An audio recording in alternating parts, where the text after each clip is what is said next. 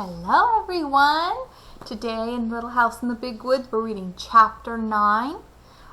Today we have 3 vocab words, and the first one is rag curls. So the term rag curls is not used in our book today, but they talk about rag curls.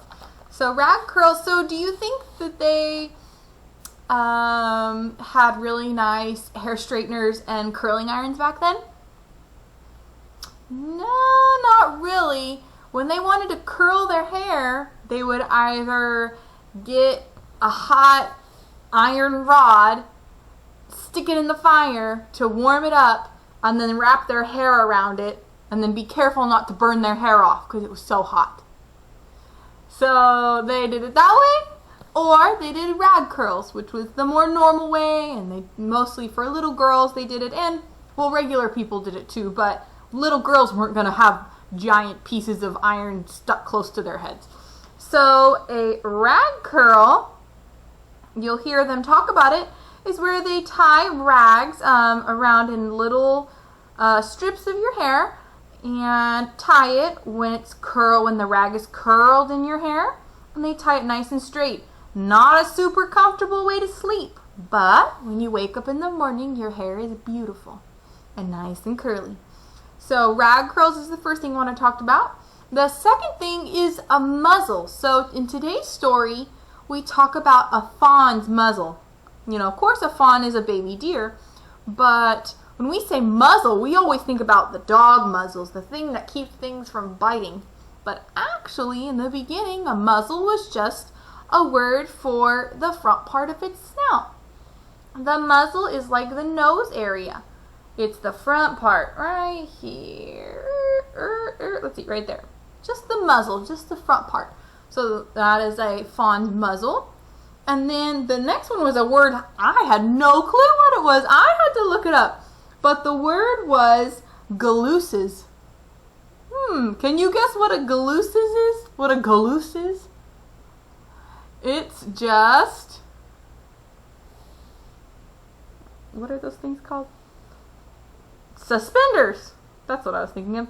Galluses are, I guess, the old term for suspenders. So think about it. Back then, well, now we have nice belts and things like that, but you know, back then they had a nice belt, but galluses would probably last you a lot longer because it wasn't tied around your waist. You could be doing everything without having to pick up your belt. That's what I always do. I wear a belt, and then I'm always pulling up my pants still, even though I'm wearing a belt. So those just keep you from having to worry about that, and they're great. So those are today's 3 vocab words: rag curling, muzzle, and galluses. Without any further ado, this is a fun one today.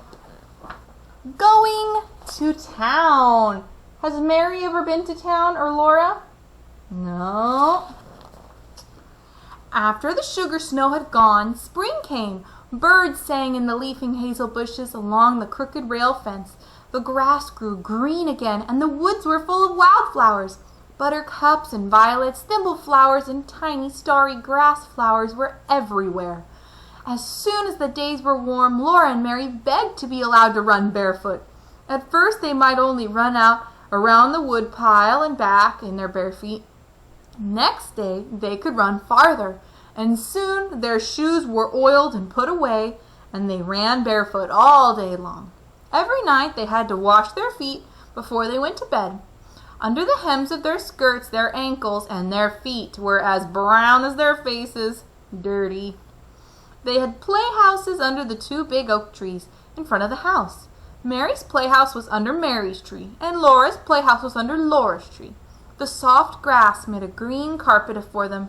The green leaves were the roofs, and through them they could see bits of blue sky. Pa made a swing of tough bark and hung it to a large, low branch of Laura's tree. It was her swing, and it was in her tree, but she had to be unselfish and let Mary swing in it whenever she wanted to. Mary had a cracked saucer to play with, and Laura had a beautiful cup with only one big piece broken out of it. Charlotte and Nettie the dolls and the two little wooden men Pa had made lived in the playhouse with them. Every day they made fresh leaf hats for Charlotte and Nettie, and they made little leaf cups and saucers to set on their table. The table was a nice smooth rock. Sukie and Rosie the cows were turned loose in the woods now, to eat the wild grass and the juicy new leaves. There were 2 little calves in the barnyard and 7 little pigs, with Mother Hog in the pig pen. In the clearing he had made last year, Pa was plowing around the stumps and putting in his crops. One night he came in from work and said to Laura, "What do you think I saw today?" She couldn't guess. "Well," Pa said, "when I was working in the clearing this morning, I looked up, and there at the edge of the woods stood a deer. She was a doe, a mother deer, and you'll never guess what was with her." "A baby deer," Laura and Mary guessed together, clasping their hands. "Yes," Pa said. "Her fawn was with her. It was a pretty little thing, the softest fawn color, with big dark eyes. It had the tiniest feet, not much bigger than my thumb. It had slender little legs and the softest muzzle. It stood there, looked at me with its large soft eyes, wondering what I was. It was not afraid at all." "You wouldn't shoot a little baby deer, would you, Pa?" Laura said. "No, never," he answered. "Nor its Ma, nor its Pa. No more hunting now, till all the wild animals have grown up. We'll just have to do without fresh meat till fall." Pa said that as soon as he had the crops in, they would all go to town. Laura and Mary could go too. They were old enough now. They were very much excited, and the next day they tried to play going to town. They could not do it very well, though, because they were not quite sure what a town was like. They knew there was a store in town, but they had never seen a store. Nearly every day after that, Charlotte and Nettie would ask if they could go to town, but Laura and Mary always said, "No, dear, you can't go this year, perhaps next year. If you are good, then you can go." Then one night, Pa said, "We'll go to town tomorrow." That night, though it was the middle of the week, Ma bathed Laura and Mary all over, and she put up their hair. She divided their long hair into wisps, combed each wisp with a wet comb, and wound it tightly on a bit of rag. There were knobby little bumps all over their heads. Whichever way they turned on their pillows in the morning, their hair would be curly. They were so excited that they did not go to sleep at once. Ma was not sitting with her mending basket as usual. She was busy getting everything ready for a quick breakfast and laying out the best stockings and petticoats and dresses and Pa's good shirt and her own dark brown calico with the little purple flowers on it. The days were longer now. In the morning, Pa blew out the lamp before they finished breakfast. It was a beautiful, clear spring morning. Ma hurried Laura and Mary with their breakfast, and she washed the dishes quickly. They put on their stockings and shoes while she made the beds. Then she helped them put on their best dresses. Mary's china blue calico and Laura's dark red calico. Mary buttoned Laura up in the back, and then Ma buttoned Mary. Ma took the rags off their hair and combed it into long, round curls that hung down over their shoulders. She combed so fast that the snarls hurt dreadfully. Mary's hair was beautifully gold, but Laura's was only dirty colored brown. Who's writing the story? Laura. She's being down on herself, huh? When their curls were done, Ma tied their sunbonnets under their chins. She fastened her collar with a gold pin, and she was putting on her hat when Pa drove up to the gate. He had curried the horses till they shone, so brushed them. He had swept the wagon box clean and laid a clean blanket on the wagon seat. Ma and baby Carrie in her arms sat up on the wagon seat with Pa, and Laura and Mary sat on the board fastened across the wagon box behind the seat. When they were happy as they drove through the springtime woods. Carrie laughed and bounced, Ma was smiling, and Pa whistled while he drove the horses. The sun was bright and warm on the road. Sweet, cool smells came out of the leafy woods. Rabbits stood up in the road ahead, their little front paws dangling. down and their noses sniffing, and the sun shone through their tall, twitching ears. Then they bounded away with a flash of a white tail. Twice Laura and Mary saw deer looking at them with their large, dark eyes from the shadows among the trees. It was 7 miles to town. The town was named Pepin, and it was on the shore of Lake Pepin. After a long time, Laura began to see glimpses of blue water across the trees. The hard road turned to soft sand. The wagon wheels went deep in it, and the horses pulled and sweated. Often Pa stopped them to rest for a few minutes. Then, all at once, the road came out of the woods, and Laura saw the lake. It was as blue as the sky, and it went to the edge of the world.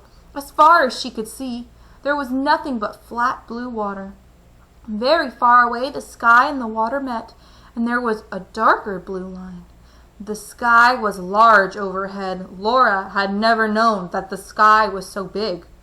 There was so much empty space all around her that she felt small and frightened, and glad that Pa and Ma were there. Suddenly, the sunshine was hot. The sun was almost overhead in the large empty sky, and the cool woods stood back from the edge of the lake. Even the big woods seemed smaller under this much sky. Pa stopped the horses and turned around on the wagon seat. He pointed ahead with his whip. "There you are, Laura and Mary," he said. "There's the town of Pepin." Laura stood up on the board, and Pa held her safe by the arm so she could see the town. When she saw it, she could hardly breathe. She knew how Yankee Doodle felt when he could not see the town because there were so many houses. Right on the edge of the lake, there was one great big building. That was the store, Pa told her. It was not of logs. It was made of gray boards running up and down. The sand spread all around it. Behind the store there was a clearing larger than Pa's clearing in the woods at home. Standing among the stumps, there were more houses than Laura could count. They were not made of logs either. They were made of boards like the store. Okay, Laura and Mary's first encounter with a town. And then there's the lake. Yep, that's exciting. Laura had never imagined so many houses, and they were so close together. Of course they were much smaller than the store. One of them was made of new boards, and that had not had time to get gray. It was the yellow color of newly cut wood. People were living all in these houses. Smoke rose up from their chimneys. Though it was not Monday, some women had spread out washing on the bushes and stumps by her house. Several girls and boys were playing in the sunshine in the open space between the store and the houses. They were jumping from one stump to the next stump and shouting. "Well, that's Pepin," said Pa. Laura just nodded her head. She looked and could not say a word. After a while she sat down again, and the horses went on. They left the wagon on the shore of the lake. Pa unhitched the horses and tied one to each side of the wagon box. Then he took Laura and Mary by the hand, and Ma came beside them, carrying baby Carrie. They walked through the deep sand to the store. The warm sand came in over the top of Laura's shoes. There was a wide platform in front of the store, and at one end of its steps went up to it out of the sand. Laura's heart was beating so fast that she could hardly climb the steps. She was trembling all over. This was the store to which Pa came to trade his furs. When they went in, the storekeeper knew him. The storekeeper came out from behind the counter and spoke to him and Ma, and then to Laura and Mary. Then Laura and Mary had to show their manners. Mary said, "How do you do?" But Laura could not say anything. The storekeeper said to Pa and Ma, "That's a pretty little girl you've got there." And he admired Mary's golden curls. But he did not say anything about Laura or about her curls. They were ugly and brown. The store was full of things to look at. All along one side of it were shelves full of colored prints and calicos. There were beautiful pinks and blues and reds and browns and purples. On the floor along the sides of the plank of the plank counters there were kegs of nails and kegs of round gray shot, and there were big wooden pails full of candy. There were sacks of salt and sacks of store sugar. In the middle of the store was a plow made of shiny wood, with a glittering bright plowshare, and there were 6 steel axe heads and hammer heads and saws and all kinds of knives, hunting knives and skinning knives and butcher knives and jackknives. There were big boots and little boots, big shoes and little shoes. Laura could have looked for weeks and not seen all the things that were in that store. She had not known there were so many things in the world. Pa and Ma traded for a long time. The storekeeper took down bolts and bolts of beautiful calicos and spread them out for Ma to finger and look at and price. Laura and Mary looked but must not touch. Every new color and pattern was prettier than the last, and there were so many of them. Laura did not know how Ma could ever choose. We got the store.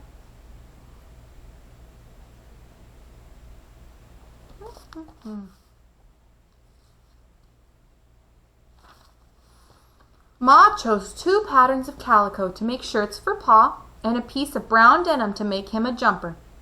Then she got some white cloth to make sheets and underwear. Pa got enough calico to make Ma a new apron. Ma said, "Oh, no, Charles, I don't really need it." But Pa laughed and said that she must pick it out or he would get her the turkey red piece with the big yellow pattern. Ma smiled and flushed pink, and she picked out a pattern of rosebuds and leaves on a soft fawn-colored ground.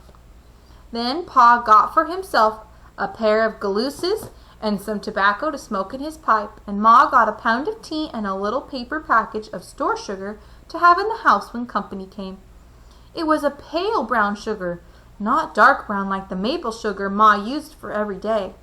When all the trading was done, the storekeeper gave Mary and Laura each a piece of candy. They were so astonished and so pleased that they just stood looking at their candies. Then Mary remembered her manners and said, "Thank you." Laura could not speak. Everybody was waiting and she couldn't make a sound. Ma had to ask her, "What do you say, Laura?" And then Laura opened her mouth and gulped and whispered, "Thank you." After that they went out of the store. Both pieces of candy were white and flat and thin and heart-shaped. There was printing on them in red letters. Ma read it for them. Mary said, "Roses are red, violets are blue, sugar is sweet, and so are you." Laura said only, "Sweets to the sweet." The pieces of candy were exactly the same size. Laura's printing was larger than Mary's. They all went back through the sand to the wagon on the lake shore. Pa fed the horses on the bottom of the wagon box. Some oats he had brought for their dinner. Ma opened the picnic box. They all sat on the warm sand near the wagon and ate bread and butter and cheese, hard-boiled eggs and cookies. The waves of Lake Pepin curled up on the shore at their feet and slid back with the smallest hissing sound. After dinner, Pa went back to the store to talk a while with the other men. Ma sat holding Carrie quietly until she went to sleep. But Laura and Mary ran along the lake shore, picking up pretty pebbles that had been rolled back and forth by the wave until they were polished smooth. There were no pebbles like that in the big woods. When she found a pretty one, Laura put it in her pocket. There were so many, each prettier than the last, that she filled her pocket full. Then Pa called and they ran back to the wagon, for the horses were hitched up and it was time to go. Laura was so happy when she ran through the sand to Pa with all those beautiful pebbles in her pocket. But when Pa picked her up and tossed her into the wagon, a dreadful thing happened. The heavy pebbles tore her pocket right out of her dress. Oh, poor Laura. The pocket fell and the pebbles rolled all over the bottom of the wagon box. Laura cried because she had torn her best dress. Ma gave Carrie to Pa and came quickly to look at the torn place. Then she said it was all right. "Stop crying, Laura," she said. "I can fix it." She showed Laura that the dress was not torn at all, nor the pocket. The pocket was a little bag sewed into the seam of the dress skirt and hanging under it. Only the seams had ripped. Ma could sew the pocket in again as good as new. "Pick up the pretty pebbles, Laura," Ma said, "and another time don't be so greedy with picking them up." So Laura gathered up the pebbles, put them in the pocket, and carried the pocket in her lap. She did not mind very much when Pa laughed at her for being such a greedy little girl that she took more than she could carry away. Nothing like that ever happened to Mary. Mary was a good little girl who always kept her dress clean and neat and minded her manners. Mary had lovely golden curls, and her candy heart had a poem on it. Mary looked very good and sweet, unrumpled and clean, sitting on the board beside Laura. Laura did not think it was fair. But it had been a wonderful day, the most wonderful day in her whole life. She thought about the beautiful lake and the town that she had seen, and the big store full of so many things. She held the pebbles carefully in her lap and her candy heart wrapped carefully in her handkerchief until she got home and could put it away to keep always. It was too pretty to eat. The wagon jolted along the homeward road through the big woods. The sun set and the woods grew darker, but before the last of the twilight was gone and the moon rose, and they were safe because Pa had his gun, the soft moonlight came down through the treetops and made patches of light and shade on the road ahead.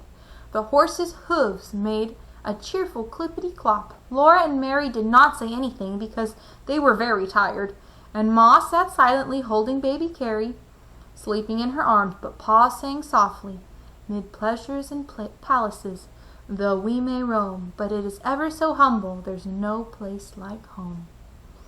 All right, that's the end of chapter 9. Not much left of our book. All right, so go ahead. Don't forget your 4 notes. I need 4 notes to show me that you were listening. The vocab words from the beginning. And this was the end of chapter 9. Draw me a picture of something from chapter 9 on the back of your notes page. All right? Okay, that's it for today. I'll see you guys tomorrow. Bye.